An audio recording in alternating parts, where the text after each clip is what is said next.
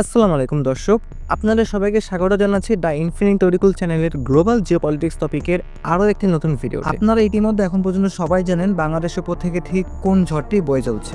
ঢাকার হযরত শাহজালাল আন্তর্জাতিক বিমানবন্দরে মিরপুরে ভয়াবহ আগুনে পুড়ল দুটি কারখানা। প্রায় 17 ঘন্টা পর নিয়ন্ত্রণে এসেছে চট্টগ্রাম এপিজেডের দুটি কারখানা। গত 10 দিন এটা শুধু আগুন নয়, এটা আমাদের অর্থনীতির শীত দ্বারা ভেঙে দেওয়ার চেষ্টা। একটি রাষ্ট্রকে ভিতর থেকে ভেঙে দেওয়ার জন্য যা যা দরকার শত্রুরা ঠিক তাই করছে। ঢাকা এয়ারপোর্টের কার্গো, চট্টগ্রামের পোশাক শিল্প, মিরপুরের জনবসতি, এমনকি ছাত্রদের শিক্ষাঙ্গন, একের পর এক টার্গেটে আঘাত। কিন্তু কেন? কারণ একটাই, এক পক্ষ চায় না যে এই দেশে গণতন্ত্র ফিরে আসুক। একদিকে পতিত সরকারের একনায়কের প্রতিহিংসা, অন্যদিকে ক্ষমতা লোভে থাকা এক উচ্চাকাঙ্ক্ষী সামরিক চক্রের গোপন হাতছানি। ডক্টর ইউনূসের মতো নোবেলজয়ী সরকার কি অগ্নি সন্ত্রাসের মোকাবিলা করতে পারবে? এই ষড়যন্ত্রের শিকার হয়ে ফেব্রুয়ারি নির্বাচন কি বাতিল হয়ে যাবে?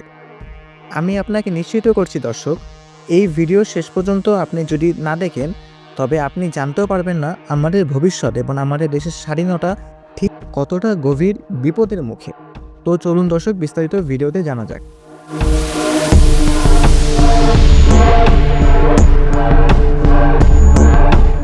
প্রথমে আমরা দর্শক কথা বলবো অগ্নিকাণ্ডগুলোর তালিকা নিয়ে। প্রথমে মিরপুর রাসায়নিক গুদাম ও গার্মেন্টস ফ্যাক্টরি, এখানে আঘাত হয়েছে অক্টোবর 14 তারিখে। এই ঘটনায় দর্শক এখন পর্যন্ত 16 জনের মৃত্যুর খবর পাওয়া গেছে। রাসায়নিক ধোঁয়ায় জনমনে চরম আতঙ্ক সৃষ্টি হয়েছে এবং অন্তর্বর্তীকালীন সরকারের পক্ষ থেকে জননিরাপত্তার জন্য দুর্বলতা প্রমাণ হয়েছে। 2. চট্টগ্রাম ইপিজেড, এটি একটি পোশাক কারখানা, এখানে আঘাত হয়েছে অক্টোবর 16 তারিখে। এর কৌশলগত গুরুত্ব বলতে গেলে এটি রপ্তানি প্রাণকেন্দ্র, বৈদেশিক মুদ্রা আয়ের মূল উৎস। ধারণা করা হচ্ছে দর্শক, এখানে প্রায় 100 থেকে 150 মিলিয়ন ডলারের ক্ষতি হয়েছে। এটি যদি পরিকল্পিত হয়ে থাকে তাহলে এর মূল উদ্দেশ্য ছিল আন্তর্জাতিক ক্রেতাদের মধ্যে ভয় সৃষ্টি করে রপ্তানি বাণিজ্য স্তব্ধ করা। 3. ঢাকা বিমানবন্দর কার্গো টার্মিনাল, এখানে আঘাত হয়েছে অক্টোবর 18 তারিখে। এর কৌশলগত গুরুত্ব বলতে অবশ্যই এটি দেশের লাইফলাইন, আকাশপথের লজিস্টিক হাব। এর ক্ষতি ধারণা করা হচ্ছে এখন পর্যন্ত বিলিয়ন ডলারের ক্ষতি হয়ে গেছে। এটি যদি পরিকল্পিত হয়ে থাকে তাহলে এর মূল উদ্দেশ্য হলো আমদানি রপ্তানি ব্যাহত করা, দেশের বৈশ্বিক ভাবমূর্তি ও সরবরাহ শৃঙ্খল ভেঙে দেওয়া। দর্শক, বিমানবন্দরে এই কার্গো ভিলেজে আগুন নিয়ে আমাদের দেশে বিভিন্ন সংবাদ মাধ্যম বিভিন্নভাবে সংবাদ করেছে। এটা যেমন সত্যি, তবে আরও একটি সত্যি রয়েছে যেটি নিয়ে এখন পর্যন্ত অন্য কোনো সংবাদ মাধ্যম সংবাদ প্রচার করেনি, যেটি চ্যানেল ওয়ান নিউজ করেছে। তাদের এই সংবাদ মাধ্যমকে দেখে আমি যেরকম চমকে গেছি, আমার বিশ্বাস আপনারা সবাই চমকে যাবেন তাদের এই রিপোর্টটির। আমি যদি একটু সারমর্ম বলি আপনাদের দর্শক, আপনারা হয়তো অনেকেই জানেন প্রত্যেকটা এয়ারপোর্টে কিন্তু সিভিল এভিয়েশনের একটি নিজস্ব ফায়ার স্টেশন থাকে। সেটি শুধুমাত্র বিমানবন্দরে অগ্নি নিরাপত্তার জন্য ব্যবহৃত হয়। তো এয়ারপোর্টে যেখানে কার্গো ভিলেজে আগুন লাগলো সেখান থেকে সিভিল এভিয়েশনের ফায়ার স্টেশনের দূরত্ব কতটুকু জানেন দর্শক? মাত্র 285 মিটার। কিন্তু ফায়ার সার্ভিসের অবস্থান যদি হয় মাত্র 285 মিটার দূরত্বে, তাহলে তো এ নিয়ে প্রশ্ন ওঠার কোনো কারণ নেই, তাই তো? কিন্তু প্রশ্ন উঠছে, কারণ এত কাছে ফায়ার সার্ভিসের অবস্থান থাকার পরও কেন হযরত শাহজালাল আন্তর্জাতিক বিমানবন্দরের আমদানি কার্গো ভিলেজের আগুন দ্রুত নিয়ন্ত্রণ করা গেল না? সিভিল এভিয়েশনের পরিচালক বলেন তাদের নাকি 30 সেকেন্ড লেগেছে ঘটনাস্থলে যেতে, কিন্তু 30 সেকেন্ড তো গাড়ি স্টার্ট করতেই সময় লেগে যায়, তাই না দর্শক? 30 সেকেন্ডের মধ্যে আমাদের নিজস্ব অগ্নি নির্বাপন যে সংস্থা রয়েছে তারা আগুনকে অ্যাপ্রোচ করেছে। আর তাছাড়া তাদের জন্য এভিয়েশন থেকে নিজস্ব বাজেট রাখা হয়, যার কারণে নর্মাল ফায়ার স্টেশনগুলো থেকে তাদের ইকুইপমেন্ট অনেক উন্নত হয়। তো তাদের তো সেই সক্ষমতা ছিলই আগুন ছড়িয়ে পড়ার আগে নিভানোর জন্য, কারণ এটা তো কোনো ব্লাস্ট না, ধীরে ধীরে আগুন ছড়িয়েছে। এখানে তো একসাথে একদম আগুন ছড়িয়ে ছিটিয়ে যায় না। আর এছাড়াও আশেপাশে এলাকার ফায়ার স্টেশনগুলো থেকে আসা গাড়িগুলোকে নাকি ঘণ্টাখানেকের মতো আটকে রেখেছে পারমিশনের জন্য। এই কথা বলেছে ওখানকার সাধারণ মানুষেরা যারা উপস্থিত ছিলেন ওই সময়, যদিও এই কথা ঊর্ধ্বতন কর্মকর্তারা অস্বীকার করেছেন। এখন দর্শক, একটা ইন্টারন্যাশনাল এয়ারপোর্ট কিন্তু পুরোটাই ক্যামেরার মাধ্যমে বন্দী থাকে। তো ক্লোজ সার্কিট ক্যামেরার ফুটেজ প্রকাশ করলেই তো অনেক প্রশ্নের উত্তর মিলে যাবে, তাই না? আর যদি ফুটেজ জনগণের সামনে প্রকাশ করা না হয় তাহলে কিন্তু দর্শক বুঝতে হবে সরিষার মধ্যে ভূত রয়েছে, অর্থাৎ তখন আমাদের কাছে অনেকটাই নিশ্চিত হয়ে যাবে যে এই ঘটনাটি অবশ্যই পরিকল্পিত। বলছেন বিমানবন্দরের অগ্নিদলকে বাইরে যেতে হয় না, পুরো বছরই তাদের প্রায় অলস সময় কাটে। শনিবারের দিনটিতে তারা প্রস্তুত না থেকে অন্য 8-10 দিনের মতো ঢিলেঢালাভাবে ছিলেন কিনা তাও সিসি ক্যামেরায় দেখা জরুরি। কারণ শত শত কোটি টাকা ব্যয়ের নিজস্ব সরঞ্জাম থাকার পরও এই আগুন নেভাতে না পারার ব্যর্থতার দায় কাউকে না কাউকে তো নিতেই হবে। আর যদি পরে শোনা যায় সিসি ক্যামেরার ফুটেজ পাওয়া যায়নি বা ক্যামেরা নষ্ট ছিল, তাহলে বুঝতে হবে ডাল মে কুছ কালা হ্যায়। তো এরপরে আগুন লেগেছে কক্সবাজারের আন্তর্জাতিক বিশ্ববিদ্যালয়। এটি একটি বেসরকারি বিশ্ববিদ্যালয়। এখানে আঘাত হয়েছে অক্টোবর 18, 2025 ওই দিনই, অর্থাৎ যেদিন বিমানবন্দরে আগুন লেগেছে সেদিনই রাতে। এটিও যদি দর্শক পরিকল্পিত হয়ে থাকে তাহলে এর উদ্দেশ্য হলো শিক্ষাঙ্গনে আতঙ্ক সৃষ্টি করা এবং দেশ জুড়ে রাজনৈতিক অস্থিরতা ও সংঘাতের বার্তা দেওয়া। এরপর আসি তার পরের দিন, অর্থাৎ 18 তারিখের পরের দিন 19 তারিখ সকালে ইনসেপ্টা ফার্মাতে আগুন লাগলো। ইনসেপ্টা ফার্মার ফ্যাক্টরিতে মূলত এই আগুনটি লেগেছিল। এর উদ্দেশ্য হলো জীবন রক্ষাকারী ওষুধ সরবরাহে বাধা দিয়ে জনগণের মধ্যে তীব্র অসন্তোষ সৃষ্টি করা। এছাড়াও এই 19-20 তারিখের মধ্যেই সাতক্ষীরা এবং নেত্রকোনায় অগ্নির কাণ্ড ঘটেছে। এখন প্রশ্ন হলো দর্শক, এই বিপুল ক্ষতির দায় কে নেবে? ডক্টর ইউনূস সরকারের কাছে এখন দেশের ব্যবসায়ীদের জন্য দ্রুত ও স্বচ্ছ ক্ষতিপূরণ নীতি ঘোষণা করা ছাড়া কি কোনো উপায় আছে? অন্যথায় ব্যবসায়ীরাও সরকারের বিপক্ষে চলে যাবে। অন্তর্বর্তীকালীন সরকারের যে প্রশাসনিক যে ব্যর্থতা হলো, এর দায় কে নেবে? এর কোনো উত্তর কি আছে অন্তর্বর্তীকালীন সরকারের কাছে? যাই হোক দর্শক, আমরা এর পরে কথা বলি ছাত্র অভ্যুত্থানে আওয়ামী লীগের পতন হওয়া ফ্যাসিবাদী প্রতিহিংসা। ক্ষমতাচ্যুত শক্তি চায় না যে ছাত্র জনতার গণ আন্দোলন ফসল হিসেবে আসা ইউনূস সরকার সফল হোক। এখানে দর্শক হাসিনার একটি কৌশল রয়েছে। সেই বিদেশি নির্বাচনে আছে, কিন্তু বিদেশি নির্বাচনে থাকা সত্ত্বেও এই চক্রের মূল লক্ষ্য হলো গণতন্ত্রের প্রক্রিয়াকে ব্যর্থ প্রমাণ করা। তাদের বার্তা স্পষ্ট যে যদি আমরা দেশ চালাতে না পারি তাহলে কেউ পারবে না। এই চক্রের উদ্দেশ্য হলো দেশকে চরম বিশৃঙ্খলা দেখিয়ে বিশ্বকে বোঝাতে যে শান্তি পুরস্কার দিয়ে সরকার চালানো যায় না। তারপর তারা সংকট তৈরি করতে চাচ্ছে এবং নির্বাচনের সুযোগ চাচ্ছে। তারা এই অগ্নি প্রলয় সৃষ্টি করে দেশে এত বড় অর্থনৈতিক ও সামাজিক সংকট তৈরি করবে যাতে ডক্টর ইউনূস সরকার বাধ্য হয়ে নির্বাচন পিছিয়ে দেয়। এরপর তারা সামরিক বা আন্তর্জাতিক চাপের সুযোগ নিয়ে ছদ্মবেশে ক্ষমতায় ফেরার চেষ্টা করবে।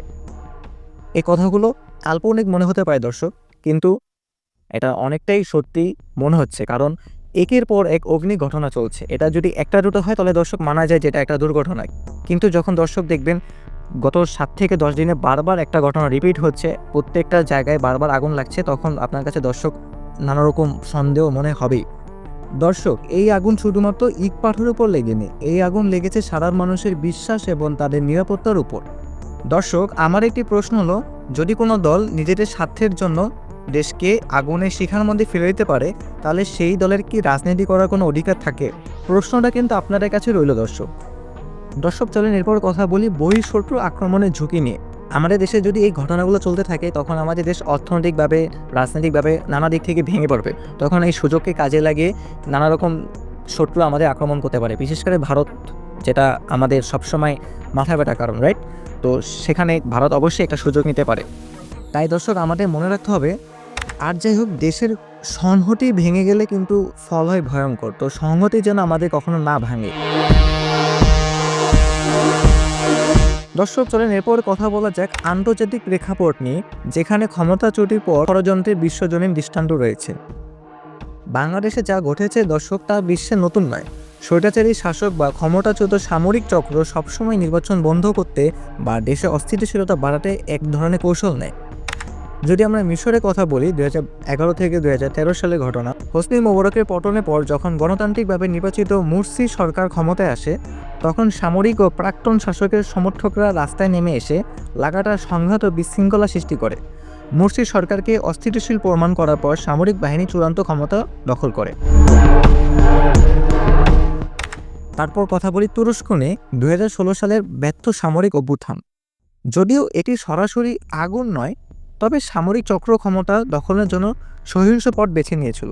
অভ্যুত্থান ব্যর্থ হলেও সামরিক বাহিনীর একটি অংশ দেশের স্থিতিশীলতা নষ্ট করতে কতটা মরিয়া হতে পারে তা প্রমাণিত। এখন দর্শক, বাংলাদেশের পরিস্থিতি কী? এই আন্তর্জাতিক উদাহরণগুলো প্রমাণ করে যে বাংলাদেশে চলমান অগ্নি ষড়যন্ত্র কোনো বিচ্ছিন্ন ঘটনা নয়, বরং এটি একটি পরিকল্পিত ঘটনাই মনে হচ্ছে। এটি হয়তো ক্ষমতাচ্যুত চক্রের একটি প্রমাণিত গেম প্ল্যান, যার মূল লক্ষ্য হলো গণতান্ত্রিক নির্বাচনকে বানচাল করা আর তারা নিজেরা ক্ষমতায় আবার আসা। দর্শক, এরপরে চলেন কথা বলা যাক ষড়যন্ত্রের পরবর্তী ধাপ নিয়ে।